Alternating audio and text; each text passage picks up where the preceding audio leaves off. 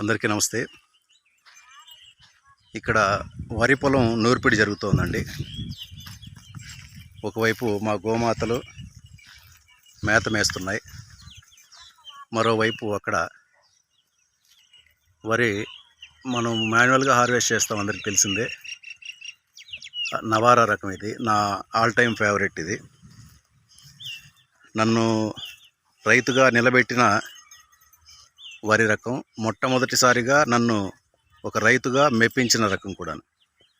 చివరిలో పడిపోతుంది అనేది ఒక మాట తప్పితే, అది కూడా పడకుండా మనం ఇట్లా సెకండ్ సీజన్లో వేసవిలో హార్వెస్ట్ చేస్తే పడకుండా మనం పండించుకోవచ్చు.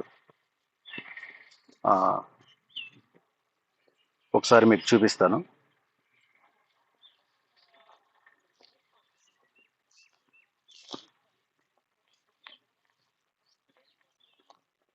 ఇది ఒక 45 సెంట్లు ఉన్న పొలం అండి. ఇది విత్తనం కోసం పండించుకుంటున్నా.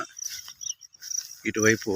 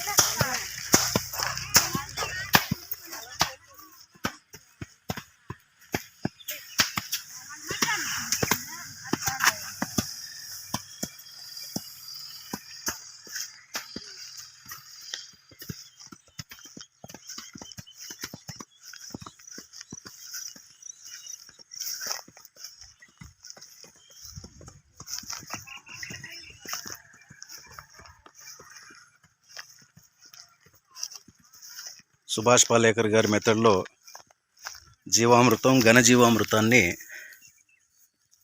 మనం ప్రధానమైనటువంటి ఎరువుగా ఇచ్చి మనం పండిస్తున్నాం. చూడొచ్చు, ఇక్కడ నేల మనకు పై లేయర్ ఏదైతే ఉందో, ఇలా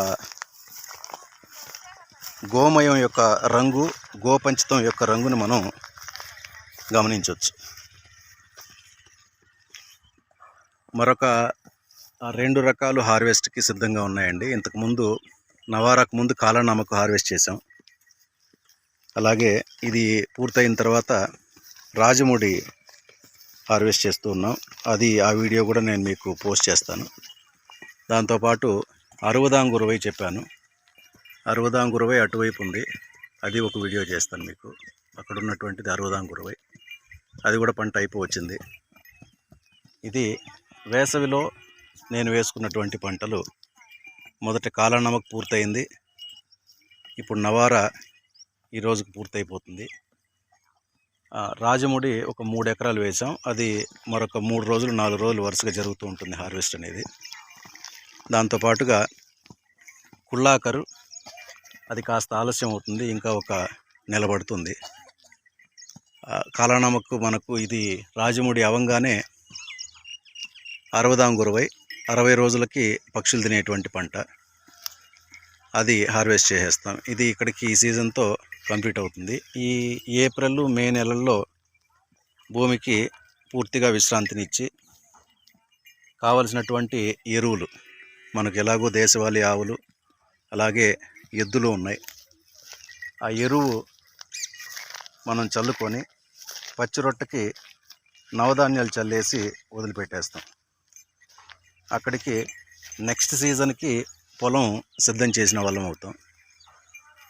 ఇది హార్వెస్ట్ చేసేటువంటి పద్ధతుల్లో భాగంగా మనకు నాణ్యమైనటువంటి విత్తనం ప్రతి రైతు యొక్క హక్కు. కల్తీ లేకుండా, కేడీలు లేకుండా మనం ఇవ్వగలగాలి. నా దగ్గర 1 or 2 ఉన్నప్పుడు నేను విత్తనం ఇంత శుద్ధి చేసి సిద్ధం చేసిన తర్వాత కూడా రైతులకి నేను చెప్పేటువంటి మనవి ఏంటంటే, నా దగ్గర కూడా ఏదైనా 1 or 2 ఉన్నప్పుడు మీరు విత్తనం తెచ్చుకున్న తర్వాత రాశిగా పోసి దాన్ని జల్లెడ బట్టి తూర్పాలు బట్టి ఆ తర్వాత బీజామృతంతో విత్తన శుద్ధి చేసి మొలక కట్టడానికి మండి గడ్డానికి మీరు సిద్ధం చేసుకోవచ్చు అని చెప్తాను. ప్రతి రైతు కూడా ఇలా విత్తనం శుద్ధి చేసి మనం పండించేటువంటి పంట అంటే అందరికీ కూలీల కొరత ఉంటుంది కాబట్టి అందరికీ సాధ్యం కాకపోవచ్చు ఇలా మాన్యువల్ హార్వెస్ట్ అనేది. ఈరోజు మాకు ఉదయం 7 గంటలకే వచ్చారు, ఇలా 9 మంది ఉన్నారు. 7 గంటల నుంచి 1 గంట వరకు ఆల్రెడీ ఏప్రిల్లో విపరీతమైన ఎండలు ఉన్నాయి కాబట్టి వాళ్ళతో మాట్లాడి ఇలా 7 నుంచి మధ్యాహ్నం 1 గంట వరకు చేసేటువంటి పని ఏదైతే ఉందో దానికి తగినటువంటి వేతనం మాట్లాడుకున్నాం కాబట్టి అది సరిపోతుంది. ఇది ఎవరైతే ఎక్కువ విస్తీర్ణంలో వేస్తారో వాళ్ళకి కుదరకపోవచ్చు మాన్యువల్ హార్వెస్ట్ అనేది. విరాట్ ఇట్లొచ్చానన్నా, ఇట్లొచ్చే.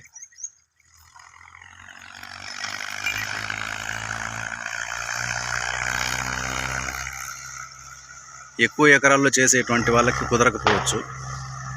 ఎక్కువ ఎకరాల్లో చేసేటువంటి వాళ్ళకి నా రిక్వెస్ట్ ఏంటంటే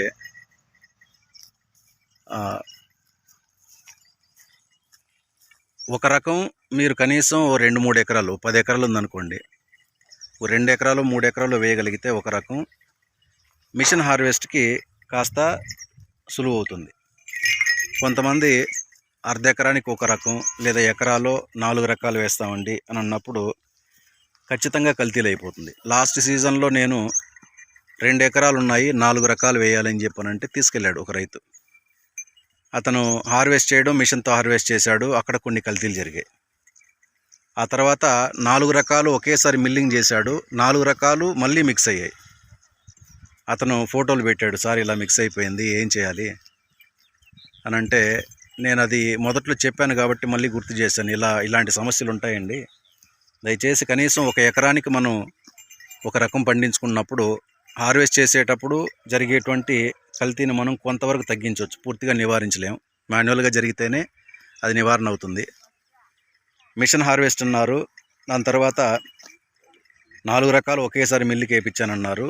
ఖచ్చితంగా అవి కలుస్తాయి, ఇక మీరు సొంతానికి వాడుకోవాల్సిందేను. ఎవరైనా ఇలా 4 రకాలు మిక్స్ అయ్యింది అని అన్నప్పుడు ఏ అబ్జెక్షన్ లేకుండా కొంటామంటే కొనుక్కుంటారు, కానీ చాలా వరకు కొనడానికి ముందుకు రారండి అని అన్నా. లేదండి అర్థమైంది, ఈసారి 2 ఎకరాలు కలిపి ఒకే రకం వేస్తాను, నాకు అనుభవం తెలిసిందని చెప్పి అన్నాడు. కాబట్టి అలాంటి అనుభవంతో మనం పంటను పండించుకోవాలి.